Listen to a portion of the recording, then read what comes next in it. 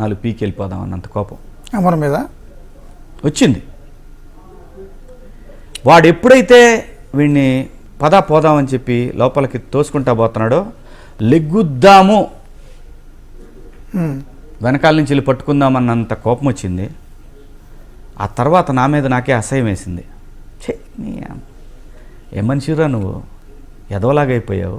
ఒక మనిషిని టార్చర్ చేస్తుంటే చూస్తూ ఊరుకున్నావా? కాకపోతే గేమ్కి బౌండ్ అయ్యి సంతకం పెట్టాం కాబట్టి మెచ్యూరిటీ ఉన్న మనిషి, ఆలోచించే మనిషి ఇలా చెయ్యొద్దు అన్న చెప్పినప్పుడు దీనికంటే వెళ్ళిపోతేనే బాగుంటుంది కదా. ఒక మనిషిని వాడిని అలా నెట్టుకుంటా పోతుంటే నాకు రక్తం మరిగిపోయింది. కానీ నేనేం చేయలేను, అసమర్థుణ్ణి.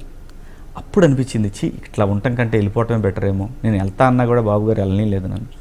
అదో సందర్భం అండి. ఆ వారంలోనే నేనేదైతే ఎక్స్పెక్ట్ చేశానో మనల్ని తిడతారా అని అదే జరిగిందండి. ప్రశాంతు, యావరు, నేను తిట్టాల్సింది అక్కడ ఉన్న వాళ్ళని, మిగతా వాళ్ళని ఏడుగురిలో నలుగురిని తిట్టాలి. వాళ్ళకన్నీ తెలుసు ఎవరెవరు బ్యాక్ బిచ్ చేస్తున్నారు ఏంటనేది. కానీ మమ్మల్ని తిట్టారు.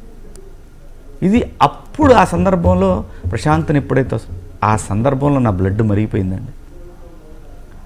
నేను చూడని కప్పులా, నేను చూడని డబ్బులా, అవన్నీ దాంట్కోసం నేను అంటాం.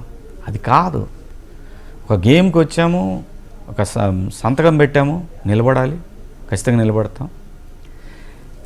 ఏదైతే నిజంగా కోపం వచ్చిన మనిషి రియాలిటీ షోలో కోపం వస్తే మనిషిగా ఎలాంటి ఆవేశాన్ని చూపిస్తాడన్న ఆవేశం వరకు వచ్చిన మాట వాస్తవం. నాకు ఆ సందర్భంలోనే ఇదే నా ఇంట్లో ఆడపిల్లలైతే 4 పీకేవాడిని అన్నమాట వాస్తవమే. ఆ కట్టలు తెంచుకుంటాడంటే ఆ కోపం ఇంకొక అర్జున్ దగ్గరికి వెళ్ళినప్పుడు ఏంటా ఇది, ఇదే మా ఇంట్లో ఆడపిల్ల అయితే గొంతు మీద కాలేసి తొక్కేవాడిని అన్నమాట నిజమే.